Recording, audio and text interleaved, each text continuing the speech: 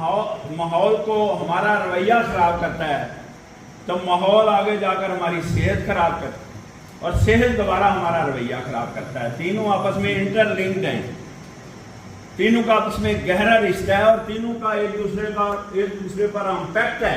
कैसे?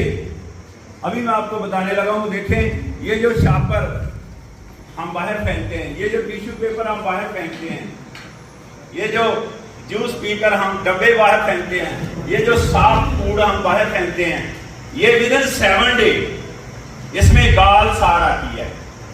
क्या आती है? गाल साड़, यानी फर्मेंटेशन हम बोलते हैं, गाल साड़ कह रहे हैं। गाल साड़ जो आती है उससे जरासीम जन्म लेते हैं, गंदगी फैलती है। तो गंदगी का असर कहाँ जाएगा? ज़ाहिर है इंसान बीमार होगा, इंसान के अंदर बीमारियां जन्म लेंगी। और अगर एक इंसान बीमार हो तो वो सेहतमंद गुफ्तगू कर सकता है? उसका रवैया सेहतमंद हो सकता है?